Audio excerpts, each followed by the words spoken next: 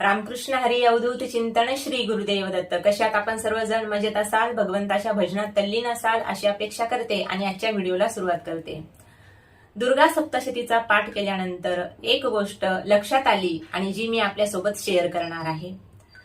भगवती मातेने, अंबिका मातेने एकटीने का युद्ध लढलं असेल, एकटीनेच युद्ध का केलं असेल, एवढ्या मोठ्या दैत्यांचा सामना एकटीनेच का केला असेल? तिला देवतांनी मदत केली नसेल का? देवतांचं जाऊ द्या, स्वतः पार्वती मैया आणि त्यांचा परिवार जर आपण विचार केला तर सगळेच अगदी शक्तीने युक्त आहेत. माता राणीने ज्यावेळी असुरांशी युद्ध केले त्यावेळी कुणाचीही मदत घेतली नाही. बाकीच्यांचं जाऊ द्या, पण घरातल्या व्यक्तींची सुद्धा त्यांनी मदत घेतली नाही. आता पार्वती माता राणीचा जो परिवार आहे त्याचा जर विचार केला तर त्यांचे स्वतःचे पती कोण आहेत? सर्वात महान देव, ज्यांना आपण महादेव म्हणतो. सृष्टीचा लय एका क्षणामध्ये जे करू शकतात ते आहेत महादेव. पण यांचे सुद्धा सहाय्य माता राणीने घेतले नाही. त्यांना 2 मुलं आहेत.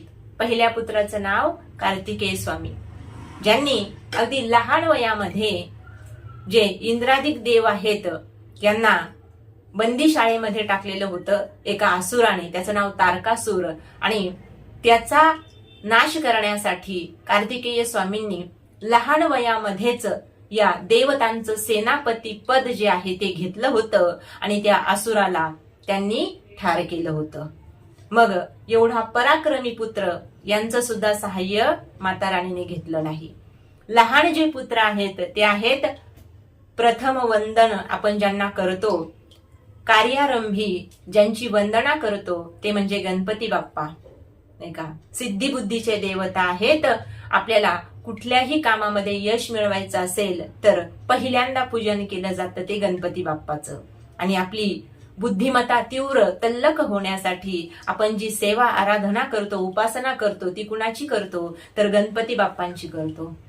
त्यांचं सुद्धा सहाय्य माता राणीने घेतलं नाही. का घेतलं नसेल? तर त्यांनी या जगातील सर्व स्त्रियांना संदेश देण्यासाठी हे कार्य जे आहे असुरांशी लढणं, नाही का, म्हणजे दुष्ट प्रवृत्तीशी लढण्याचं जे कार्य आहे ते एकटीने का करून दाखवलं? तर सर्व जगतातील स्त्रियांना प्रेरणा देण्यासाठी माता राणीने हे केलेलं आहे. कारण ती स्वतः शक्ती आहे.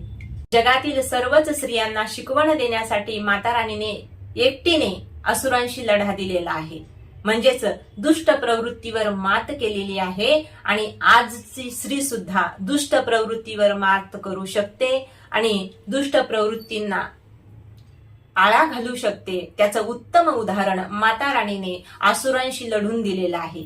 चंडमुंडाला मारलं, शुंभ निशुंभांचा वध केला, धूम्राक्षाचा वध केला, बिडालाला मारलं, उग्राश्याला मारलं, अनेक दैत्यांचा तिने एकट्याने संहार केला. पण कुणाचीही मदत घेतली नाही आणि थोडीही थकली नाही. ती आदिमाया शक्ती आपल्याला काय सांगते आहे याच्यातून? तर स्त्री सुद्धा शक्ती आहे. आज जरी आपण सर्वजण कलियुगातील स्त्रिया असलो तरी सुद्धा आपल्यामध्ये जी जगदंबा माता भवानी आहे तिचाच अंश आहे. मग आपण कसं वागायला पाहिजे? आपलं आचरण कसं असलं पाहिजे? आपली पवित्रता किती असली पाहिजे? आपलं आचरण जर शुद्ध असेल तरच आपण आपला जो प्रपंच आहे तो चांगल्या पद्धतीने करू शकतो. लक्षात घ्या, आज काही महिला वेगळ्या वळणावर जातात. का? तर त्याला बरीचशी कारणं आहेत. आपण चांगलं वागलं, आपण आपल्या लेकरावरती चांगले संस्कार केले, पण काहींचा असा आहे स्वतःना संस्कार नसतात, नाही का? त्यांच्यावरच कोणी संस्कार केलेले नसतात त्यांच्या आई वडिलांनी, म्हणून ते त्यांच्या पुढच्या पिढीला काही देऊ शकत नाही. म्हणून संस्कार ही अशी जबाबदारी आहे जी प्रत्येकाने काय केली पाहिजे? तर घेतली पाहिजे, स्वीकारली पाहिजे. जरीही आपल्याला कुणी काही समजावून सांगितलं नसेल तर आपण आजूबाजूच्या वातावरणाचा अभ्यास करायचा आहे, आपल्या संस्कृतीचा अभ्यास करायचा आहे, आपल्या धर्मग्रंथाचा अभ्यास करायचा आहे, नाही का? कोणत्याही धर्मग्रंथामध्ये आजपर्यंत काय सांगितलंय? तर सदाचरण करणं हेच सांगितलेलं आहे. चांगलं वागलं पाहिजे हेच सांगितलेलं आहे. कोणत्याही धर्मग्रंथात पहा तुम्ही काय सांगितलंय? तर आपलं आचरण नाही का. आपलं कर्म आपण चांगलं ठेवलं पाहिजे, आपलं आचरण आपण चांगलं ठेवलं पाहिजे, बाकी काहीच नाही सांगितलेलं. म्हणून प्रत्येकाने आपापल्या धर्माचा अभ्यास केला पाहिजे, आपापल्या संस्कृतीचा अभ्यास केला पाहिजे आणि आपण एक नारी शक्ती म्हणजे एक सुदृढ शक्ती आहे असं समजायला काही हरकत नाही. आज महिला कोणत्या क्षेत्रात कमी नाहीत. पुरुषांच्या बरोबरीने सर्व ठिकाणी महिला सर्व क्षेत्रामध्ये कार्यरत आहेत आणि ही आनंदाची गोष्ट आहे. पण एक गोष्ट मात्र नक्कीच मी सांगेन, खूप उंचावर गेलेल्या आहेत महिला, ही चांगली गोष्ट आहे, पण घरात सुद्धा लक्ष देणं तितकंच महत्वाचं आहे, नाही का. आपल्या लेकरांवरती संस्कार करणं सुद्धा गरजेचं आहे. कारण तुम्ही कितीही पैसा कमवला तरी तो पैसा शेवटी तुमच्या सोबत येणार नाही आणि वय झाल्यानंतर मात्र आपल्याला गरज लागते ती कुणाची, मुलांची. मग या मुलांनी आपल्याला म्हातारपणात सांभाळावं, नाही का. आता कोण कधी जाईल याची गॅरंटी नाही, पण तरी सुद्धा पुढच्या आयुष्यामध्ये जेव्हा आपलं वय वाढतं असतं त्यावेळी आपल्याला आधाराची गरज असते आणि तो आधार आपल्या मुलांनी द्यावा असं वाटत असेल तर प्रत्येक आईने ही गोष्ट लक्षात ठेवली पाहिजे, जिच्या हाती पाळण्याची दोरी ती जगाचा उद्धार करी. आई वडिलांनी जर मुलावर चांगले संस्कार केले तर पुढची पिढी चांगली घडेल आणि पर्यायाने काय होईल, आपली संस्कृती टिकेल आणि संस्कृती जर टिकली तरच धर्म टिकायला मदत होईल. पण खंत अशी आहे, काही महिला अगदी थोड्याशा लालसेपोटी त्यांची जी परिस्थिती असते कधी कधी नाजूक झालेली असते, काहींना घरामध्ये पतीचा आधार मिळत नाही, मग त्या बाहेरचा आधार शोधतात. काहींना घरामध्ये कुणीही मान सन्मान देत नाही, मग त्यांना वाटतं आपल्याला कुणीतरी मान द्यावा, नाही का, आपल्यावर कुणीतरी प्रेम करावं आणि ते प्रेम शोधण्यासाठी, तो मान शोधण्यासाठी, तो सन्मान शोधण्यासाठी त्या बाहेर डोकं लावत राहतात, मग बाहेर प्रयत्न करतात. मला सांगायचंय काय, लक्षात घ्या, स्त्रीचं चारित्र्य हे अगदी पवित्रच असलं पाहिजे, लक्षात घ्या. पण असं होतंय, बऱ्याच ज्या महिला आहेत तर चारित्र्य टिकवणं सध्याच्या काळामध्ये का गरजेचं आहे, तर आपलंच अनुकरण आपले मुलं करत असतात. घरामध्ये आपण जसं वागतो तशाच पद्धतीने आपले जे मुलं आहेत, लेकरं आहेत, ते आपलं अनुकरण करतात. मग आपण जर आपलं वर्तन चांगलं ठेवलं तर लेकरं सुद्धा पुढे चांगलं वागतील. मला हेच सांगायचंय, काही काही घरामध्ये कुठल्याच प्रकारचं वळण मुलांना नाही, म्हणजे आई वडिलांनाच वळण नसतं, मग मुलांना कुठून येईल. मग घराचा विकास करायचा आहे की घराचं वाटोळं करायचं, हे सर्वस्वी घरातील महिलेवर अवलंबून आहे असं मी म्हणेल. म्हणून एक सुंदर वाक्य सांगते पहा, हजारो बाती लगती है एक दिया जलाने के लिए, हजारों बूंदे लगती है एक समंदर बनाने के लिए, लेकिन एक नारी काफी होती है घर को स्वर्ग बनाने के लिए, घर को स्वर्ग बनाने के लिए. तुमच्या घरात चांगल्या बाळाने जन्म घ्यावा असं वाटत असेल तर तुमचं चारित्र्य पवित्र असलं पाहिजे, तुमचं आचरण शुद्ध असायला हवं. कुणाच्याही घरात चांगली लेकरं जन्माला येत नाही. पहा, लक्षात घ्या, इतिहास पहा. अंजनी मातेची पुण्याई फळाला आली तेव्हा हनुमंतरायाचा जन्म झाला. कणकाई मातेची पुण्याई फळाला आली तेव्हा तुकाराम महाराजांचा जन्म झाला. रुक्मिणी मातेची पुण्याई फळाला आली त्यावेळी आमच्या माऊलींचा जन्म झाला.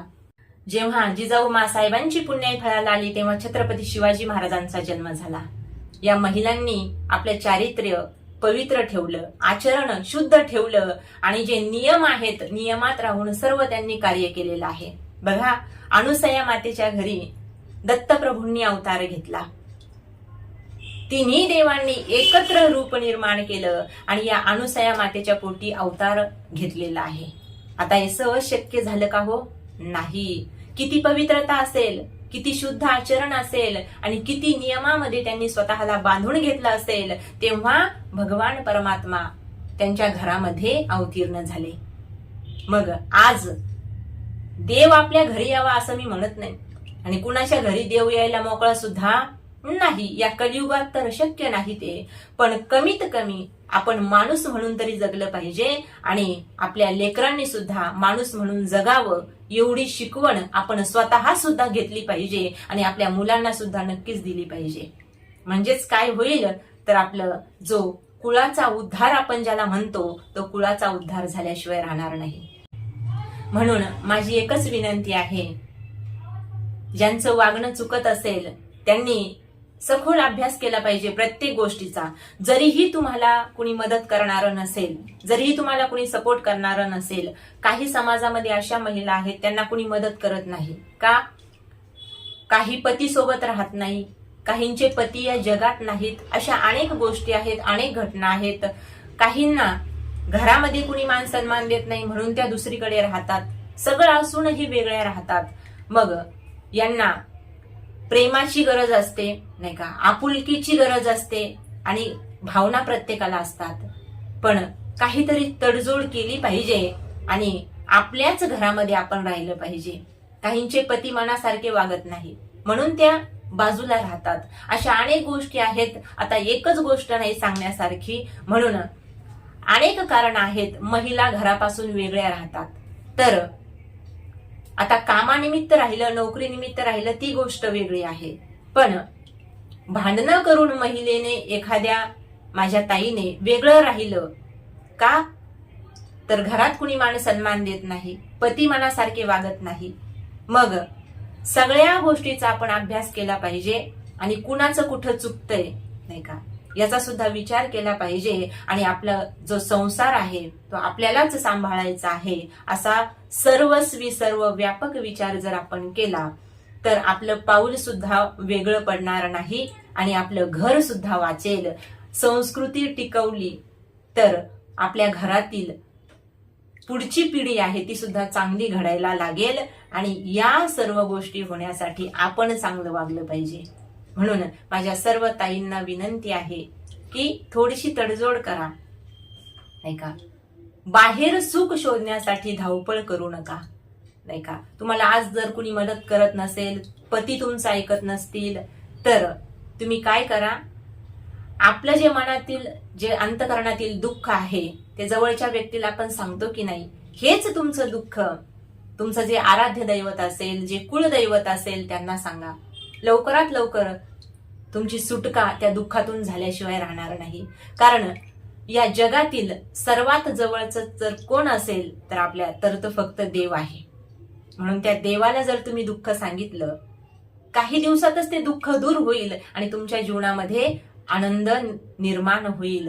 पण हा आनंद जर निर्माण करायचा असेल तर थोडंसं दुःख सुद्धा सहन करावं लागतं. म्हणून सगळंच आपल्या मनासारखं होईल असं मी म्हणणार नाही, पण तडजोड केली तर संसार टिकेल आणि संसार टिकला तर आपले मुलं बाळ आपल्या सोबत राहतील, आपण त्यांच्या सोबत राहू आणि एकंदरीतच काय होईल तर जी समाज व्यवस्था आहे ती सुद्धा वेगळ्या वळणावर जाणार नाही. कारण एखादी स्त्री वेगळ्या वळणावर गेली तर तिचे मुलं सुद्धा तशाच पद्धतीचं आचरण करतात. म्हणजेच एकामुळे अनेकांचा जो विकास आहे तोही थांबतो. म्हणून शेवटी एकच विनंती करते की कितीही तुमच्या जीवनामध्ये संकट आले ना माझ्या ताईंनो, तरीही तुम्ही एकट्या आहेत असं कधीच वाटून घेऊ नका. कारण देव तुमच्या सोबत राहत असतो. तो रात्रंदिवस तुम्ही काय करत आहे हे पाहतो नाही का. म्हणून देवाला आपलंसं करा. देवा सांगू सुख दुःख, देव निवारील भूक. तुमच्या अंतकरणातील जे काही दुःख असेल, जवळचे कुणी ऐकत नसतील तर देवाला सांगा. आणि एकदा देवाला सांगितलं की सगळं तुमच्या जीवनामध्ये चांगलं झाल्याशिवाय राहणार नाही. म्हणून आपली संस्कृती टिकवण्यासाठी, आपलं घर टिकवण्यासाठी, आपला प्रपंच टिकवण्यासाठी, समाज व्यवस्था टिकून राहण्यासाठी महिलांनी आपलं आचरण पवित्र ठेवणं खूप गरजेचं आहे आणि चारित्र्य शुद्ध ठेवणं खूप गरजेचं आहे. बघा, पटलं तर नक्कीच प्रयत्न करा. रामकृष्ण हरी.